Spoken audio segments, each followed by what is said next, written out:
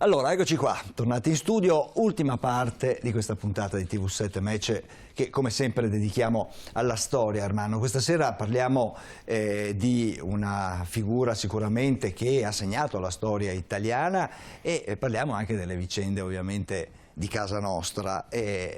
Parliamo di Federico Barbarossa e di quelli che sono stati poi i rapporti, l'influenza che ha avuto Federico Barbarossa in Italia quando ha dovuto sostanzialmente, è intervenuto per recuperare il suo, come dire, prestigio imperiale sui comuni italiani.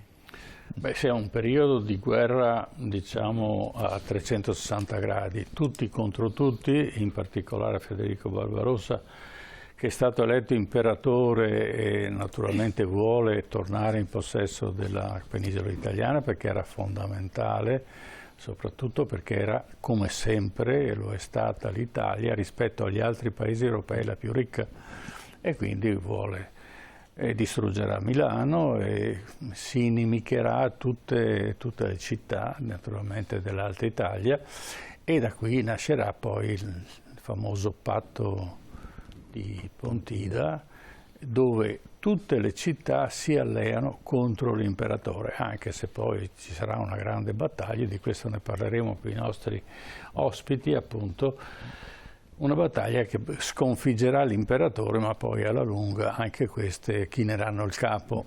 E di Pontida è una vicenda antica, ricorre appunto in questo il 7 di aprile, ma diciamo che è un concetto moderno, è stato portato avanti da un partito politico che naturalmente ricorda questa indipendenza, diciamo, repubblicana, questa tendenza a una indipendenza del nord rispetto a tutto il potere, diciamo, papale e imperiale. E ci riuscirà questa Lega a diciamo, affrontare il problema come lo affrontò la Lega dell'epoca? Di questo ne parliamo adesso. Certo, presentiamo gli ospiti che abbiamo con noi questa sera. Ringrazio per essere in studio con noi il professor Patrizio Zanella. Buonasera. Buonasera ai telespettatori. Grazie per essere con noi, un giornalista e uno storico, e saluto sempre in studio il professor Damiano Fusaro. Buonasera. E grazie anche a lei. Buonasera e grazie dell'invito. Anche lui è uno storico e un docente di storia. Ermanno, diciamo che questa figura di Federico Barbarossa è una figura che sicuramente un po' tutti ricordano, no? Sui libri scolastici, ma dietro la sua figura c'è tutta una serie di, come dire, di vicende estremamente anche interessanti. Pensiamo semplicemente al rapporto con il papato.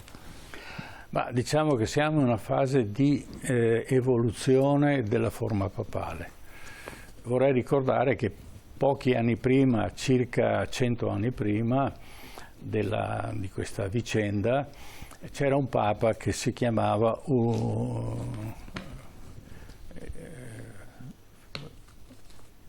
Gregorio V, che aveva una tendenza ad affittare il papato. Quindi cedeva il papato a un nobile che lo riempiva di oro. Dopo un certo periodo diceva: beh, adesso sono stanco, dammelo indietro, lo vendeva a un altro, e l'ha fatto per ben 3 volte. Quindi il concetto di papato a quell'epoca era in mano ai ricchi e ai nobili e non veniva eletto diciamo, dai cardinali come succede adesso, e non veniva eletto dai vescovi. Quindi era una figura un po' particolare. Con la rottura tra diciamo, la religione ortodossa, che è la religione che nasce con diciamo, l'avvento di Costantino, che crea questa tradizione, questa religione, ispirata naturalmente a Cristo e alla religione cristiana, ma comunque lui è quello che organizza questa religione e va avanti, e naturalmente diciamo, il pontifex,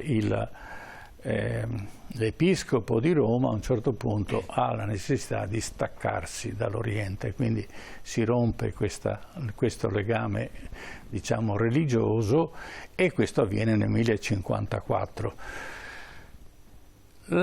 Diciamo, la riforma poi della Chiesa, che deve essere ricostituita, viene con appunto Gregorio VII, il quale naturalmente impone la Chiesa e quindi sopra l'impero.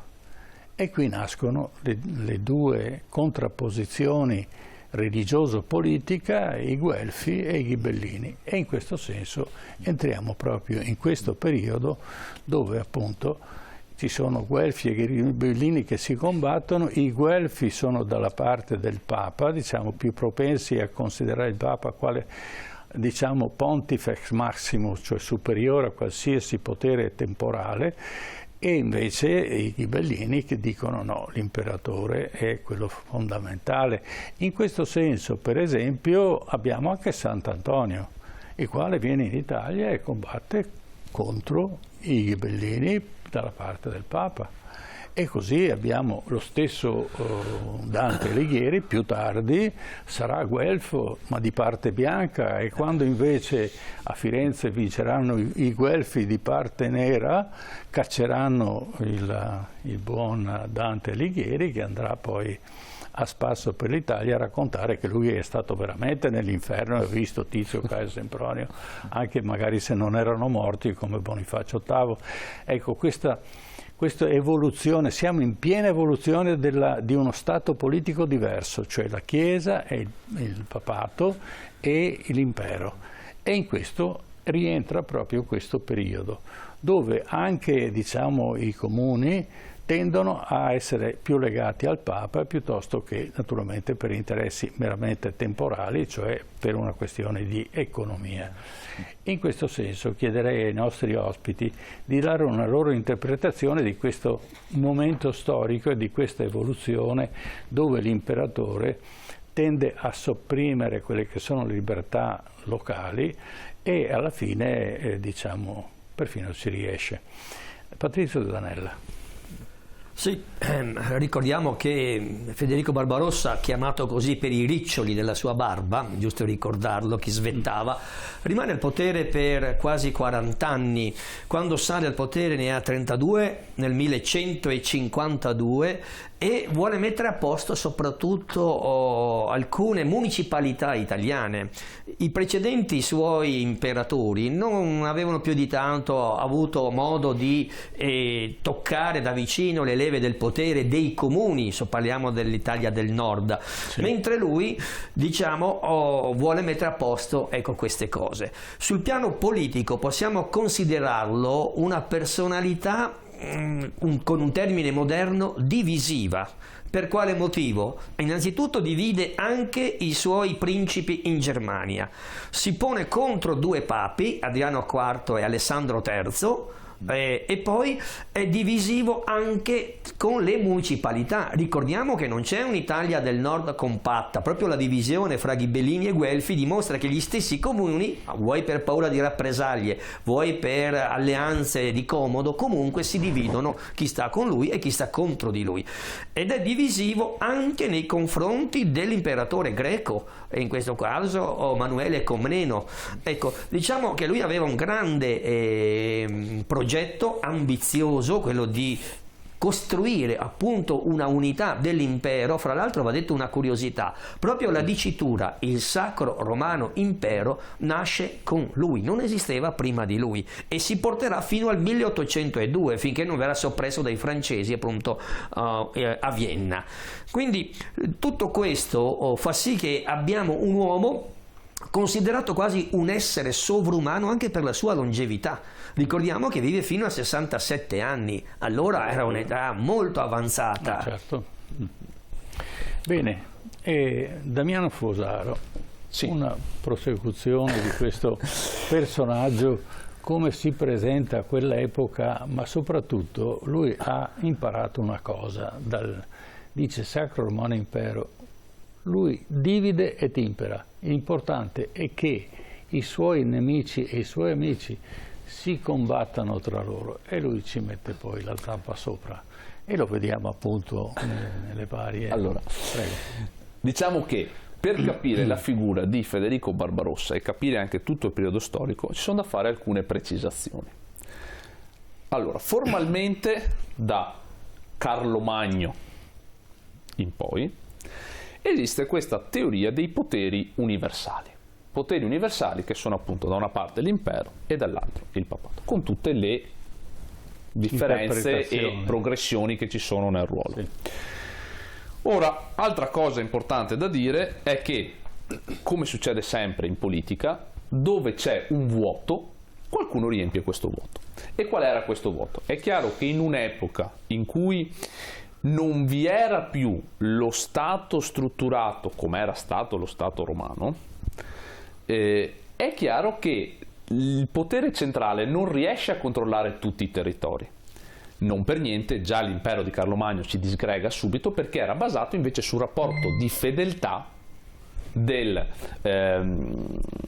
vassallo nei confronti del signore. Quindi c'è questo vuoto che viene riempito da altri poteri, che in Italia questi altri poteri saranno i comuni. Qual è la cosa che è particolare di Federico Barbarossa e che gli permette di scontrarsi con le città italiane? Usiamo per semplificare comuni italiani, però all'epoca non lo usavano come termine e soprattutto non erano tutti uniti, perché lui interviene perché ha l'incontro fondamentale con gli studiosi dello studio di Bologna. Cosa era successo di importante a Bologna? A Bologna avevano riscoperto lo studio del diritto, avevano ritirato fuori il Corpus Iuris Civilis di Giustiniano, il quale dà la base giuridica per dire esiste un impero. Di conseguenza cosa succede? Federico Barbarossa, che era diventato sovrano di Germania e poi stava per andare a Roma a farsi incoronare imperatore, che tra l'altro era diventato re per una politica matrimoniale, e su questa sarà bene poi tornarci, lui viene in Italia quando sta scendendo per andare a Roma a essere incoronato imperatore nel 1154, viene perché le città italiane del nord Italia erano in litigio fra di loro. Ci sono delle città che lo chiamano perché ce l'hanno con l'arroganza di Milano. Lui interviene e dice sì, effettivamente questo qua è potere mio e di conseguenza adesso qua comando io, e comando in funzione di un diritto che era il diritto romano che era stato riscoperto. Lui lo farà in maniera molto teutonica e soprattutto si farà dare le tasse, è sempre una questione di tasse, e su quelle gli italiani, che anche l'avevano chiamato per avere giustizia, vedendo che questo dall'estero era molto più severo di quello che avevano in casa, ha detto beh, a sto punto è meglio che ci mettiamo insieme ed eliminiamo questo ospite ingombrante che vuole comandarci. Bene, allora, visto l'inizio così, diciamo, cruento, partiamo col primo contributo, appunto, Federico I, l'imperatore del Sacro Romano Impero. Dopo la morte dell'imperatore Enrico V di Franconia nel 1125, in Germania iniziarono guerre interne per la conquista della corona tra due casate, i Welfen, duchi di Baviera, e gli Hohenstaufen, duchi di Svevia. Durante questa lotta i Welfen, i Guelfi, avevano preso le parti del papato, mentre gli Hohenstaufen, ghibellini, avevano difeso l'impero. Il 9 maggio 1152 ad Aquisgrana i principi grandi elettori tedeschi delle due famiglie trovarono un accordo investendo il duca Federico I di Hohenstaufen, figlio di madre guelfa e padre ghibellino, del titolo di re. Per porre fine alle lotte intestine e consolidare la sua posizione, Federico I si alleò con il cugino Enrico, duca di Sassonia, chiamato Enrico il Leone. Con il cugino a presidiare il nord del regno, Federico I poté assecondare le sue ambizioni imperiali guardando al Mediterraneo. Nel frattempo la Sicilia e l'Italia meridionale si erano riunite nel regno normanno di Ruggero II, mentre nell'Italia settentrionale le città lombarde erano diventate molto potenti, iniziando ad espandersi nel contado, quindi al di fuori delle mura cittadine. Pur riconoscendo un potere imperiale, di fatto queste città avevano acquisito ampie facoltà di autogoverno. Nel 1154 Federico I scese per la prima volta in Italia con degli obiettivi precisi: ripristinare il controllo sulle città del nord, ma soprattutto farsi incoronare imperatore, riaffermando al contempo la supremazia imperiale su quella papale. Quell'anno Federico I convocò a Roncaglia, vicino a Piacenza, una dieta, cioè un'assemblea dei potentati dell'impero, nella quale ribadiva il divieto di usurpare le prerogative che la legge assegnava all'imperatore, recuperando le cosiddette regalie, cioè i diritti di imporre le tasse, battere moneta e amministrare la giustizia. Nel 1155 Federico proseguì la sua discesa nell'Italia centrale, arrivando a Roma e accordandosi con il Papa. In cambio dell'appoggio papale, Federico I fece catturare il predicatore Arnaldo da Brescia, che in alleanza con il comune romano aveva contribuito al ridimensionamento del potere del pontefice sulla città. Arnaldo fu espulso dal Senato romano e tentò la fuga verso nord, ma venne catturato dagli uomini di Federico I e consegnato al Papa e fu bruciato sul rogo.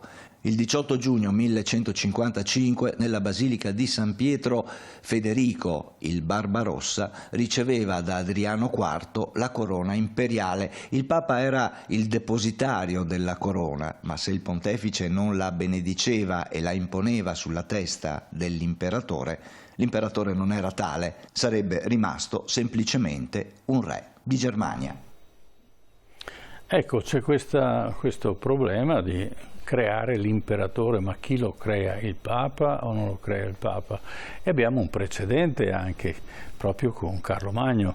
Carlo Magno viene invitato dal Papa a Roma e viene invitato a San Pietro. Allora non era il San Pietro che vediamo adesso, era una chiesa molto più modesta, e lì viene incoronato e, guarda caso, proprio Carlo Magno si arrabbia. Dice: tu non mi puoi incoronare, io sono imperatore, sono superiore a te. Quindi la lotta, diciamo, quella che si chiamerà successivamente Guelfi e Ghibellini, nasce già all'epoca, nel 600, con Carlo Magno, quando viene in Italia e vuol creare l'impero, che dovrebbe unirsi anche con l'impero diciamo di Costantinopoli e creare il grande impero romano dell'antichità. Ma al di là di questo, naturalmente lascio la parola a Patrizio Zanella, che ci può continuare a raccontare di questo imperatore che vuole alla fine mettere ordine a modo suo dell'Italia dell'epoca. Sì, ricordiamo la cosiddetta contrapposizione che attraversa questi secoli, la contrapposizione appunto tra papato ed impero. Ognuno cerca di essere primaziale rispetto all'altro, è giusto ricordarlo, ma tutti e due avevano bisogno l'uno dell'altro. È giusto ricordare che non era sufficiente confermare solo un potere, bisognava che l'altro lo riconoscesse, eppure che l'altro lo omaggiasse. Quindi assistiamo a queste continue diatribe anche a livello giuridico legali per avere una forma di imprimatur, se vogliamo, con il codice di diritto, come è stato ricordato appunto dal collega Fusaro, proprio per avere questa forza. E lo stesso Federico Barbarossa incaricherà dei studiosi per avere questo tipo di ragionevole diciamo ascolto, ecco, sul piano giuridico. L'altro aspetto che va ancora considerato di Federico Barbarossa è che lui chiede obbedienza. È un imperatore che quando passa, visita i comuni, lui chiede obbedienza, vuole subito un riconoscimento. Sottomissione dei comuni all'impero. La sottomissione dei comuni all'impero era subito un primo segno di quel rispetto che lui voleva costruire, e non a caso lo fa con la figura dei suoi amministratori, i podestà. Ricordiamo che quando passa per alcuni comuni d'Italia, lui mette da parte le municipalità come gestione della vita pubblica e mette i suoi podestà di fiducia. Certo. Podestà di fiducia che in un primo momento cercano di mediare fra tutte le richieste, anche di andare incontro un po' a queste istanze che venivano appunto da questi comuni, da questi paesi, ma poi diventano altrettanto esosi nei balzelli. aumentavano la tassazione, creavano del malcontento e quindi creavano tutti i presupposti per una rivolta. Certo. E allora però lei ha sollevato un altro problema. C'era il potere del Papa e il potere dell'impero. Ma il potere da cosa derivava? Scusate, da cosa deriva il potere della Chiesa e da cosa deriva il potere da insegnamento è il potere deriva da Dio. Questa era la teoria che c'era alla base. Il potere deriva da Dio e di conseguenza il Papa si faceva forza di dire: siccome il potere arriva da Dio, io che sono il rappresentante di Dio in terra, sono io che do il potere. Tutta la questione però nasce, e si ritorna sempre a Carlo Magno, prima ancora anche di Carlo Magno, perché ricordiamoci che la prima donazione che fa in modo che nasce della nascita del cosiddetto Stato del Vaticano, quello che poi sarà oggi Stato del Vaticano, è la famosa donazione di Sutri del 751, in cui Pipino il Breve, padre di Carlo Magno, dona questo territorio al vescovo di Roma, perché il Papa altri non è che un vescovo, l'episcopo di Roma. Questa donazione dà inizio allo Stato, in quanto la figura non è solo più spirituale, ma è territoriale. E questo discorso dello spirituale e del territoriale sarà importante financo ai giorni nostri, o meglio, al secolo scorso, quando si parlava dei patti lateranensi. Quindi la donazione permette al vescovo di Roma di prendere una supremazia rispetto ad altri, ma c'è sempre la necessità di giustificare un potere temporale. E questa cosa qui i Franchi l'avevano ricevuta perché gli antenati di Carlo Magno, nello specifico Carlo Martello, quello che vince a Poitiers, la scaramuccia del 732, loro non erano i sovrani. All'epoca, stiamo semplificando perché sarebbe molto più complessa, però la cosa è, prima c'erano i Merovingi, i Pipini o Carolingi erano dei servitori di palazzo dei Merovingi, ma ottengono la supremazia rispetto ai Merovingi perché loro sono coloro i quali, grazie al nonno Carlo Martello, hanno difeso la cristianità. E quindi, se il potere deriva da Dio, il rappresentante di Dio in terra, quindi il Papa, dice che il potere è a coloro i quali hanno difeso la cristianità. Da questo arriva Carlo Magno, ma attenzione, perché il Papa però in quel periodo a Roma non se la passava bene, ed è solo grazie alla protezione in armi dei Franchi che deriva il potere temporale. Ma i Merovingi da chi discendevano? I Merovingi erano lontanissime. Allora, secondo una leggenda dell'epoca, i Merovingi dipendevano direttamente da Cristo, perché Cristo non era stato messo in croce, era scappato Maria di Magdala ed era arrivato nel territorio francese, e da lì nasce la dinastia dei Merovingi. Per abbattere una dinastia che discende direttamente da Cristo, no, secondo le tradizioni francesi dell'epoca, bisogna inventarsi un'altra nobiltà, che è appunto quella dei Carolingi. La cosa particolare però nel periodo di Federico Barbarossa è che da alcuni imperatori non c'era questo disegno, questa volontà di essere imperatori. Perché? Perché erano più impegnati nelle diatribe interne tedesche.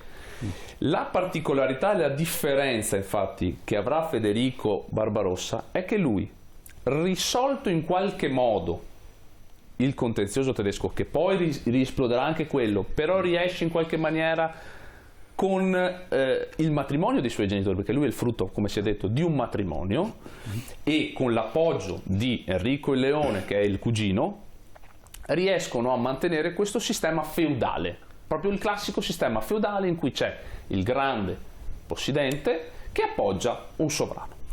La differenza in Italia è che in Italia appunto abbiamo i comuni. Nascono questa cosa meravigliosa che sono i comuni, questa effervescenza in cui invece che accordarsi in funzione di un omaggio feudale, riescono a costruire il comune su una base giuridica, cioè perché esiste il comune? Perché all'interno del comune si riesce, in qualche maniera, con mille difficoltà, a garantire un giudizio. E da lì, dall'avvento dei comuni, Federico, quando arriva, pensava di poter imporre gli stessi metodi che aveva utilizzato in Germania, ma in Italia era completamente diverso. Certo. In più, l'appoggio che avevano in Italia è dato anche dalla presenza dei vescovi, dei vari vescovi. Ed è l'esempio lampante, lo abbiamo qui a Padova, cioè l'importanza che aveva la figura del vescovo sta proprio in questo, certo, che riesce a garantire un potere che ha sia l'aspetto giuridico-temporale e la benedizione spirituale. Allora, è politica moderna.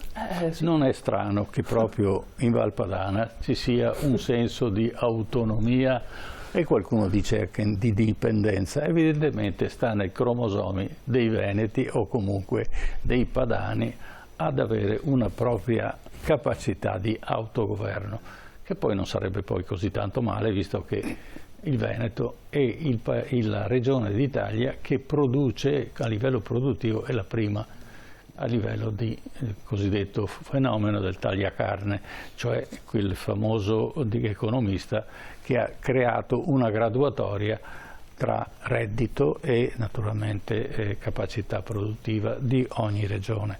La prima, perché è più grande, 10 milioni di abitanti, è la Lombardia, ma proporzionalmente il Veneto viene prima e poi l'Emilia Romagna. Quindi è una tradizione molto antica e diciamo che qualcuno ne ha approfittato per fare un partito. Sì. Allora, passiamo al secondo contributo, che è i comuni italiani contro l'impero. Sempre per Le pretese imperiali di Barbarossa sui comuni del territorio italiano si scontrarono ben presto con le consuetudini ormai radicate nelle città dell'Italia centro-settentrionale. I nascenti comuni si erano da tempo sostituiti al potere imperiale che durante le lotte di potere per la corona tedesca nessuno aveva esercitato.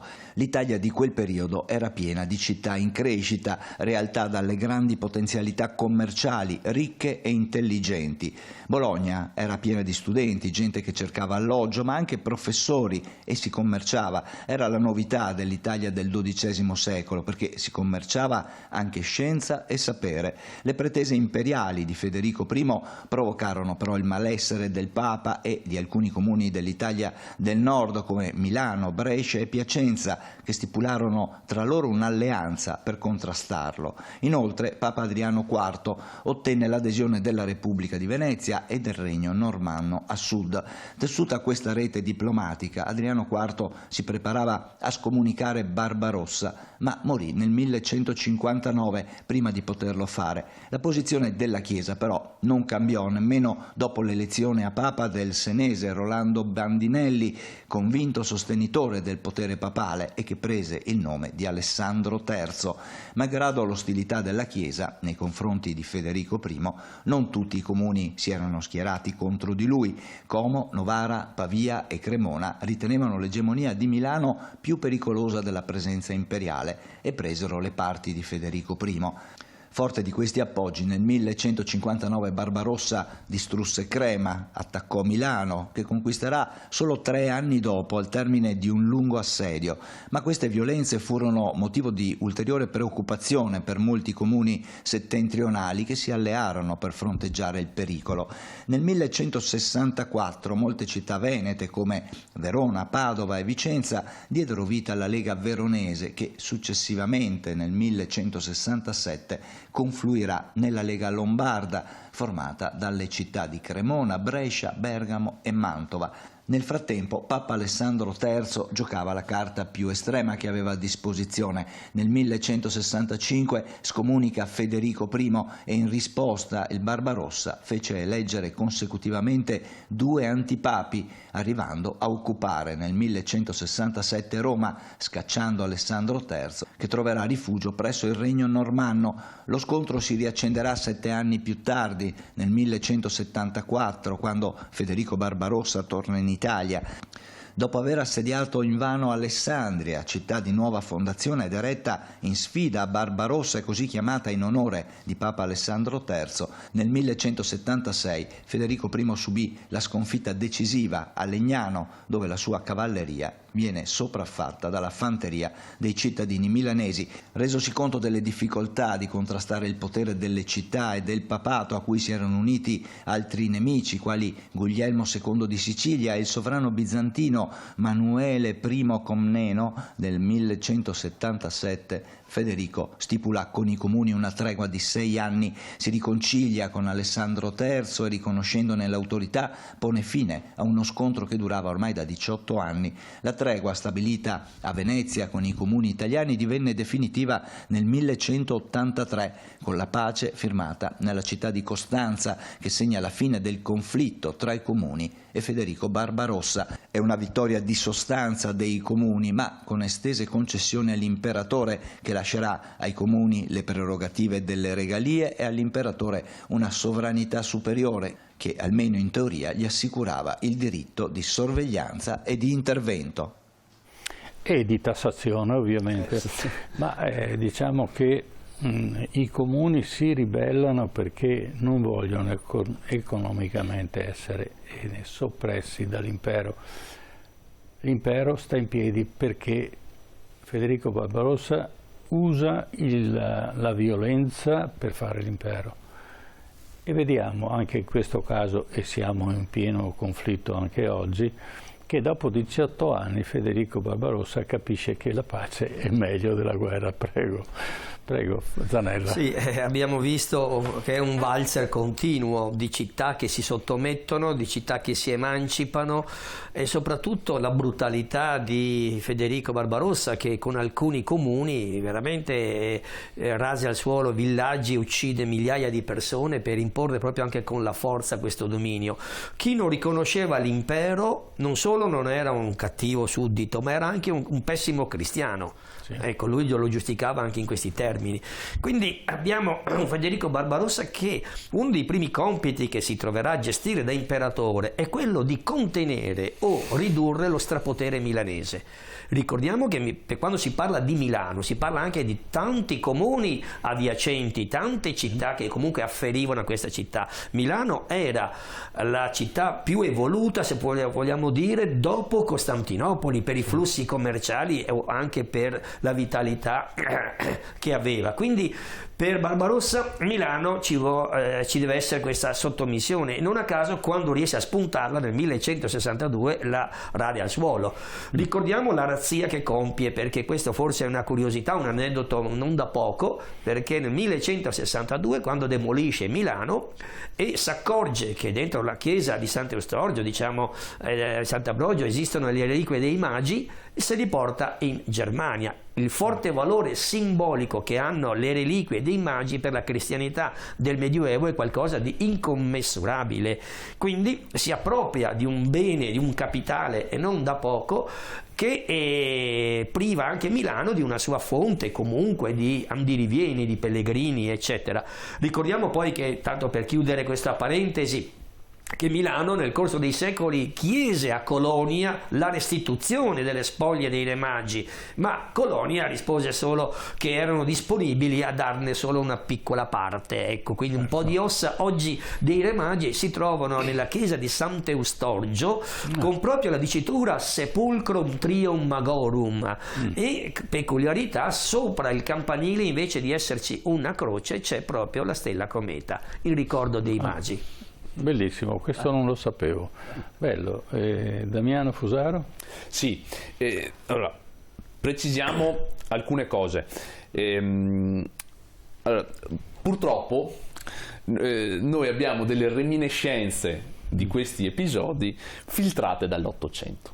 L'Ottocento, pieno spirito risorgimentale, è chiaro che tornava utile un contenzioso fra delle città che si trovavano in Italia e un imperatore che veniva dalla Germania.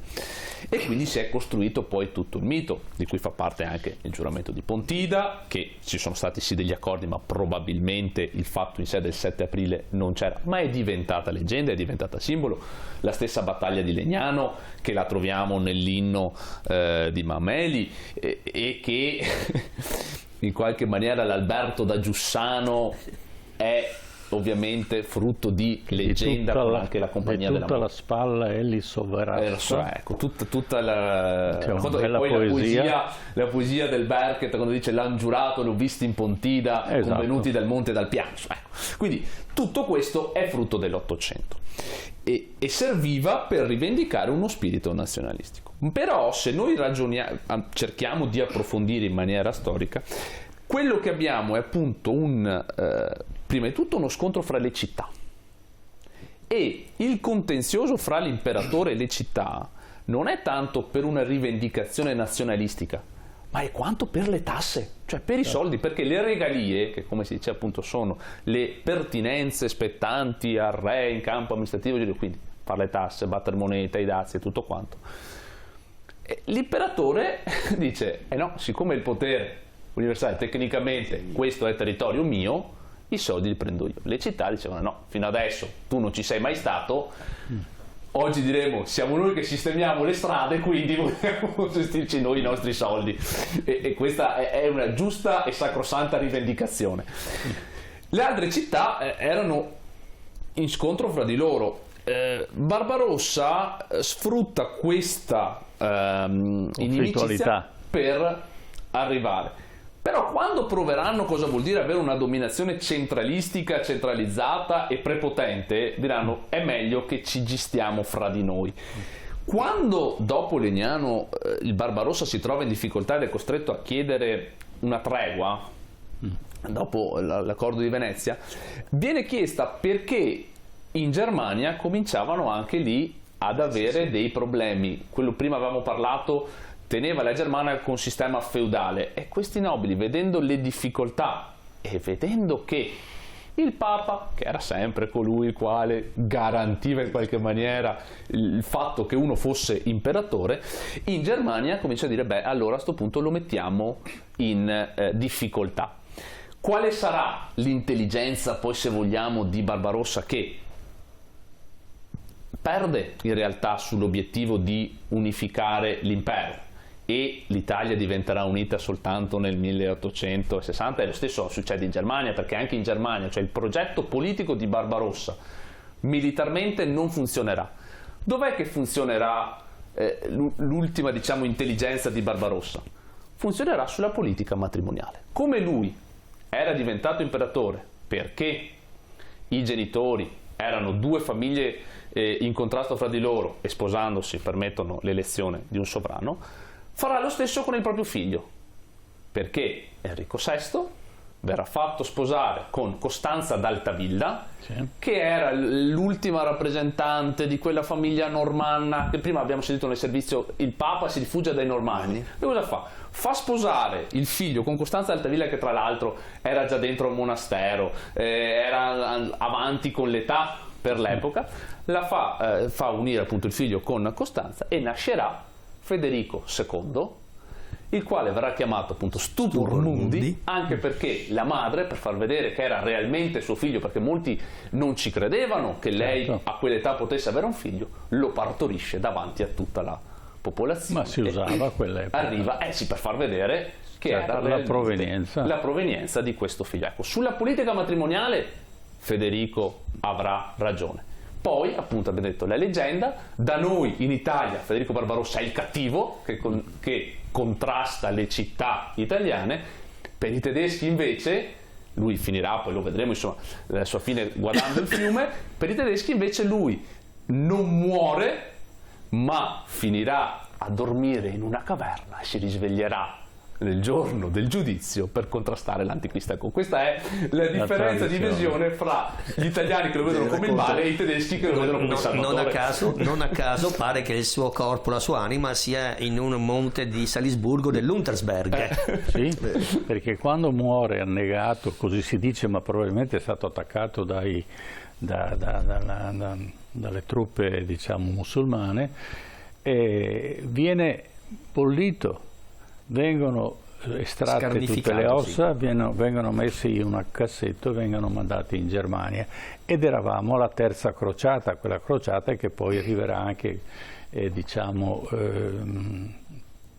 il figlio di Eleonora d'Aquitania, che era Riccardo Cuor di Leone, il quale naturalmente fa la guerra contro i tedeschi, poi pagherà il pegno e sappiamo come è andata a finire. Però le città, diciamo, del nord Italia sono 26, che stanno tutte unite inizialmente e si alleano successivamente contro l'imperatore, però alla fine purtroppo, diciamo, non ce la fanno. E abbiamo il terzo punto, che puntiamo appunto su un giuramento di Pontida, cioè il momento culmine di questa alleanza che riuscirà poi a sconfiggere il grande impero. Però ricordiamo che l'Italia a quell'epoca, rispetto ai paesi del nord, era straricca. Per questo l'imperatore viene giù, perché qui ci trovava delle risorse notevoli, il clima era totalmente diverso rispetto adesso, quindi l'Italia era una zona, diciamo, abbastanza soleggiata, il nord, l'inverno era molto lungo, di conseguenza c'era tutta una serie, e poi l'Italia aveva un livello di cultura molto elevato, tant'è vero che la prima università dell'Europa è Bologna, però già 300 anni prima diciamo, i musulmani avevano già costruito le grandi università. Partiamo col terzo contributo, il giuramento di Pontida. Era il 7 aprile 1167 quando i rappresentanti di 20 città lombarde si riunirono nel monastero di Pontida, dove giurarono di combattere uniti e di non fare pace, tregua o trattato con Federico l'imperatore. Federico Barbarossa da anni era in guerra con i comuni padani, esigeva per diritto imperiale le cosiddette regalie, i tributi che tuttavia i comuni non erano più atti a pagare da diversi secoli, e aveva raso al suolo Milano nel 1158 e aveva assediato Crema, durante la cui presa erano state compiute numerose atrocità dei suoi soldati. Con la distruzione del capoluogo lombardo, però, l'imperatore aveva obbligato gli alleati di Milano a distruggere ogni opera propria di difesa, di abbattere mura e torri, spianare fossati, consegnare i castelli. Milano tuttavia non era ben vista da alcuni comuni limitrofi, prima fra tutti Lodi, che anni prima aveva mandato 2 messi all'imperatore stesso per lamentarsi delle mire espansionistiche della città. Tuttavia anche con i comuni avversari di Milano Federico I non aveva mostrato segni di una ricercata alleanza, anzi non aveva esitato a rendere sudditi sia i comuni alleati di Milano che i suoi nemici.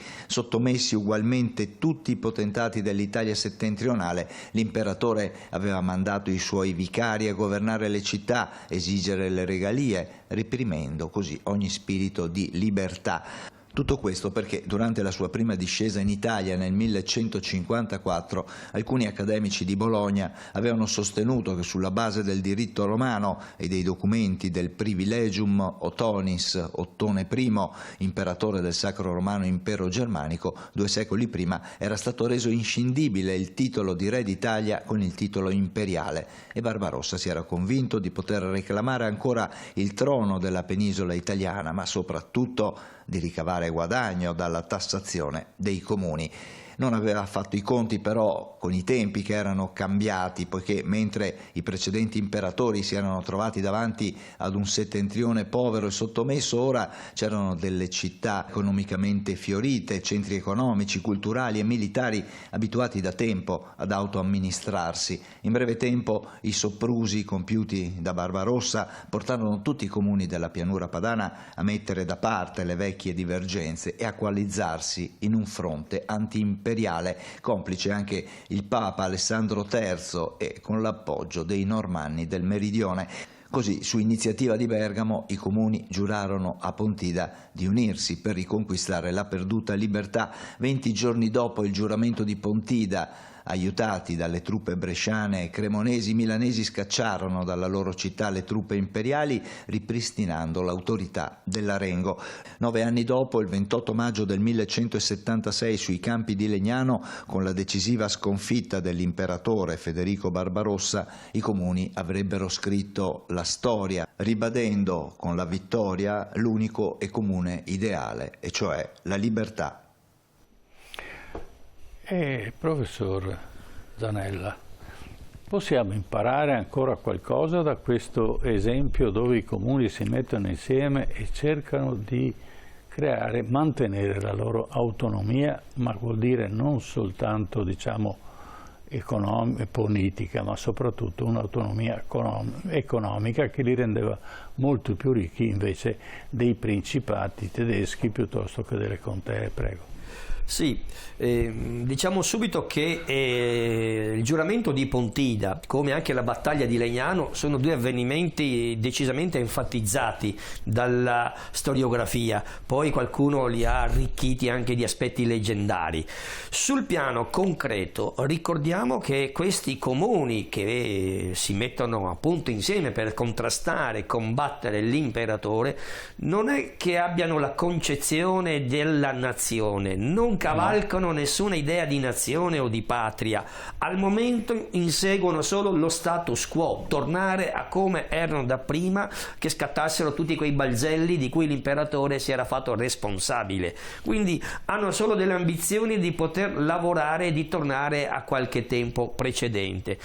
Secondo aspetto, questi comuni sono la fusione di quelle due leghe, cremonese e di Verona, che poi nel dicembre appunto del 67 arrivano proprio con il giuramento di Pontida.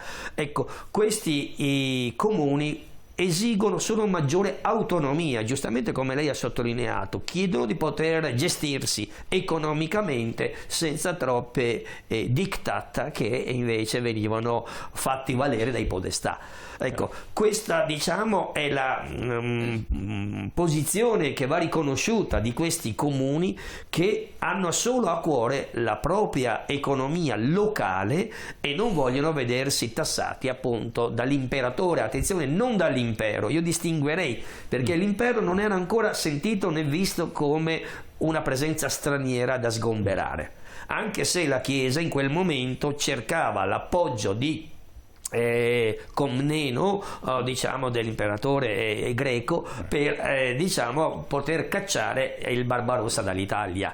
Ricordiamo appunto che la politica della strategia della Chiesa in quel periodo, o anche in altri periodi, è sempre stata quella: cacciare lo straniero con lo straniero, e meglio dell'imperatore greco non c'era in quel momento da esibire sul campo delle tante battaglie.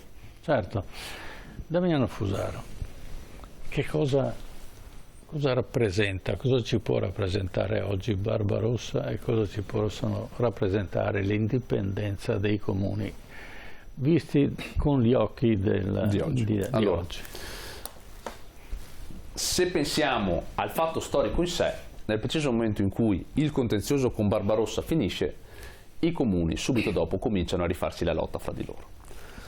E questo sarà un problema poi storico di fragilità e tutto il resto che conosciamo benissimo.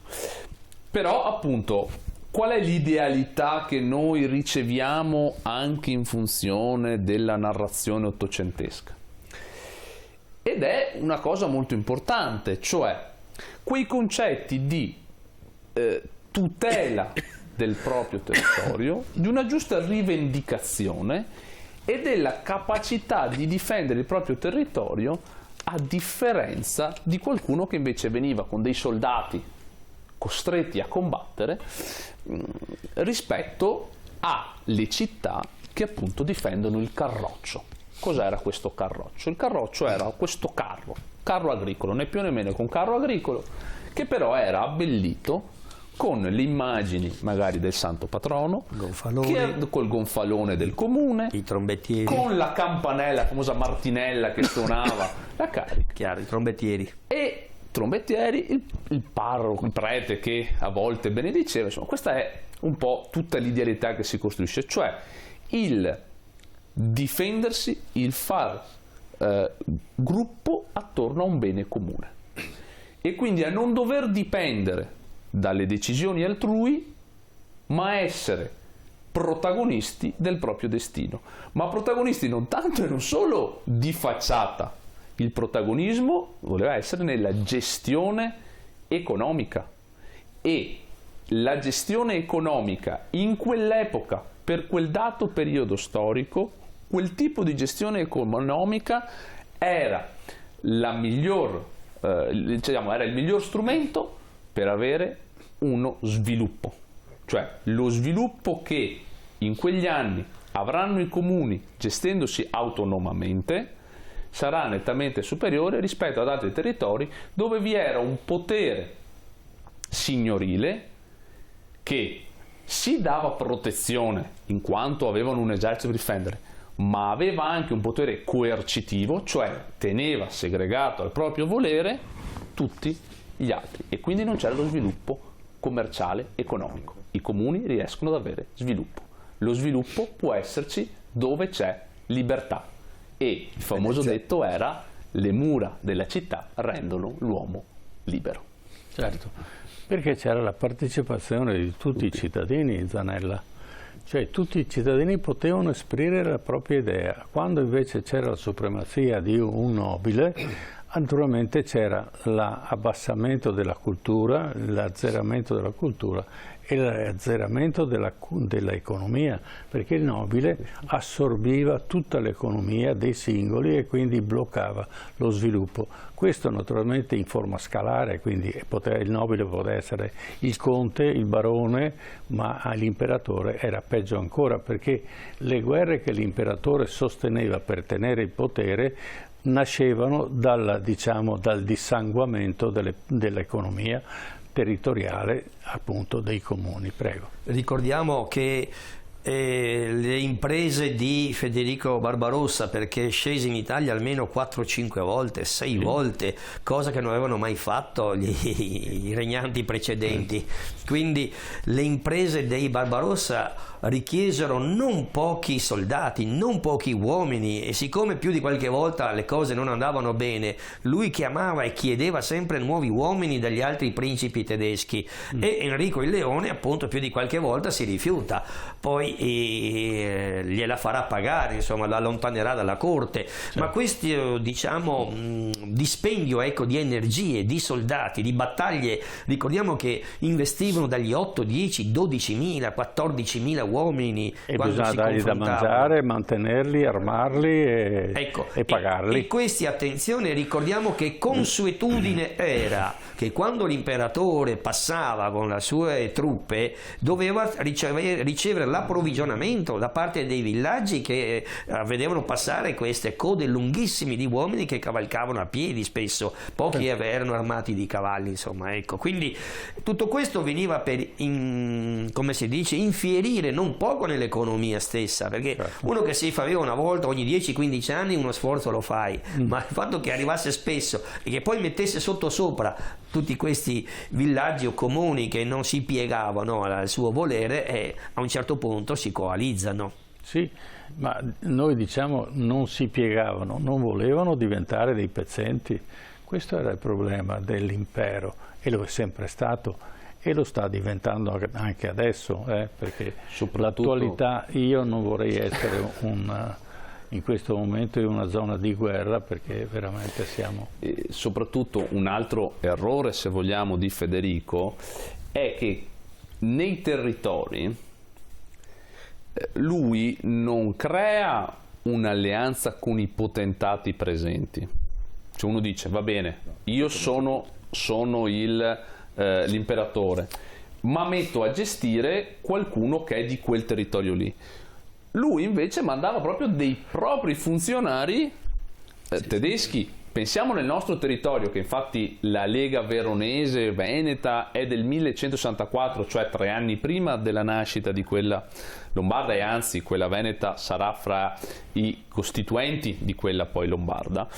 Qui nel nostro territorio avevamo il cosiddetto conte pagano, al quale a un certo momento si ribellano tutti, ma non perché per qualche idealità particolare, si ribellano semplicemente perché trattava questo territorio come un territorio da depauperare, da depredare. Poi ovviamente nell'Ottocento si inventeranno la storia bella che in realtà vanno contro il conte pagano per liberare Speronella dalle Smanini. Povera fanciulla rapita dal conte pagano, ma questa è la leggenda, perché è chiaro che tu convinci più facilmente le persone a smuoversi quando ci sono questi sentimenti romantici che li attirano, ma in realtà il problema era un problema economico di sfruttamento di un territorio. Cioè il problema di Federico è questo: lui non fa come facevano altri che hanno costruito imperi in altri periodi, con l'intelligenza di utilizzare anche i potentati del territorio. Ha fatto semplicemente un furto di questi territori, e facendo il furto è chiaro che la gente si ribella, ed è quello che è avvenuto. Certo, ma poi giustifica anche la crescita di alcune città italiane, che invece diventano ricche perché? Perché non vogliono il territorio. E allora nasce Genova, perché il suo sfruttamento non è la terra. Non c'è guerra di terra, non c'è guerra di possesso, non c'è guerra. No, hanno il mare, e il mare naturalmente possono andare dove vogliono, e quindi nasce Genova, nasce prima ancora Venezia, Napoli, Bari, Brindisi e molte altre città di mare che non entrano in questa logica di conflitto di terra. Prego. Sì, non c'è l'idea della terra che dà il possesso, insomma, c'è l'idea del com'è, una roba che all'epoca, cioè adesso noi la consideriamo come naturale, perché abbiamo un mondo globalizzato, ma all'epoca il fatto di commerciare, cioè pensate come i contemporanei di Venezia vedevano Venezia all'epoca, cioè questa straordinarietà di Venezia che grazie ai commerci riusciva ad avere ricchezza da tutto il mondo. Cioè queste sono delle particolarità che nascono in questo momento, che oggi noi le diamo per scontate, ma che all'epoca erano meravigliose. E su tutto questo, questo imperatore che arriva, ripeto, molto inquadrato, qua comando io, e invece si scontra con il nuovo che sta avanzando. Poi questo nuovo avrà i suoi problemi, perché dai comuni, sappiamo tutti che poi i comuni a lungo andare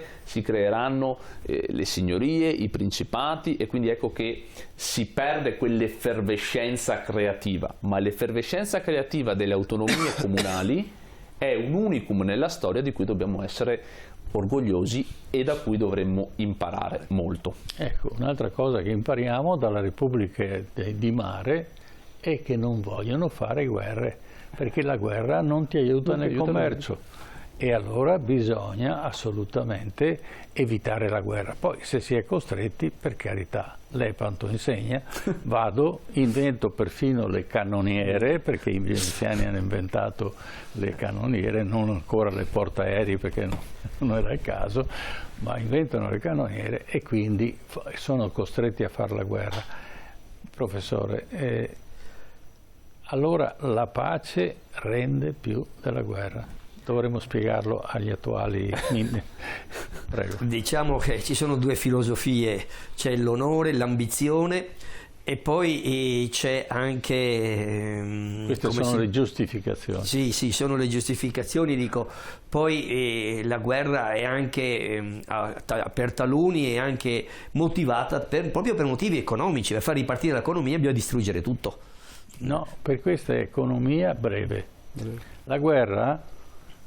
e se vinco mi impossesso e ho risolto il problema. Non hanno la logica di costruire, creare, organizzare come è stata Venezia per 1600 anni.